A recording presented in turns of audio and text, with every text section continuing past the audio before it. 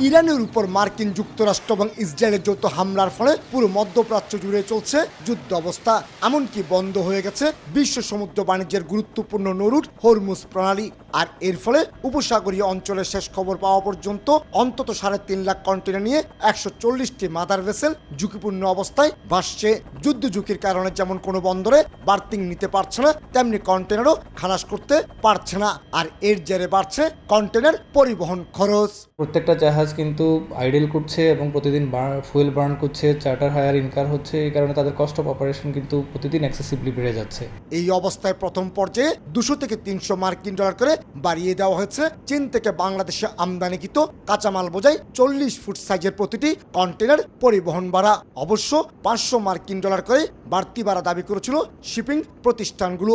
এর বাইরে প্রতি কেজিতে 3 থেকে 3.5 মার্কিন ডলার বেড়েছে এয়ার ফ্রেট।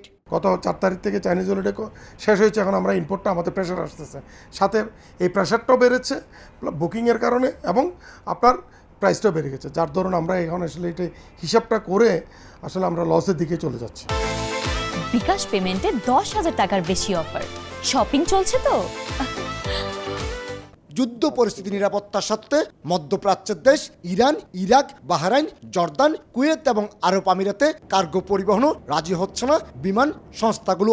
এমনকি 20 ফুট সাইজের কন্টেনার 2000, 40 ফুট সাইজের কন্টেনার 3000 এবং বিশেষ পণ্যবাহী কন্টেনার 4000 মার্কিন ডলার যুদ্ধ চার্জ ঘোষণা দিতে যাচ্ছে শিপিং প্রতিষ্ঠানগুলো। প্রতি মাসে 3 থেকে 3.5 বিলিয়ন মার্কিন ডলারের তৈরি পোশাক রপ্তানি করে বাংলাদেশ। এর মাঝে ইউরোপ, আমেরিকার মতো প্রচলিত বাজার যেমন রয়েছে, তেমনি মধ্যপ্রাচ্যের দেশগুলোতেও তৈরি পোশাক রপ্তানি হয়। যুদ্ধের কারণে এসব দেশে তৈরি পোশাক এখন রপ্তানি পুরোপুরি বন্ধ।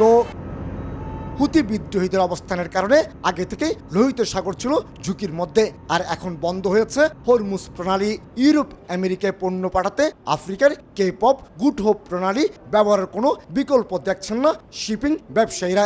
এক্ষেত্রে সময় 12 থেকে 15 দিন বেশি লাগবে, তেমনি বাড়বে জাহাজের খরচও। রপ্তানির ক্ষেত্রে আমাদের ইম্প্যাক্টটা হবে, যেহেতু ফ্রেটটা বেড়ে যাবে, সেক্ষেত্রে গার্মেন্টসের কন্ট্রিবিউশন মার্জিনটা অনেক কমে যাবে। ইম্পোর্টারের ক্ষেত্রে যেটা হবে, ইম্পোর্টারকে অনেক বেশি পরিমাণ ফ্রেট এবং বেশি পরিমাণ মূল্য দিয়ে ইম্পোর্ট করতে হবে, যেটার ইম্প্যাক্ট আমরা ভোক্তা হিসাবে আমাদেরকে গুনতে হবে।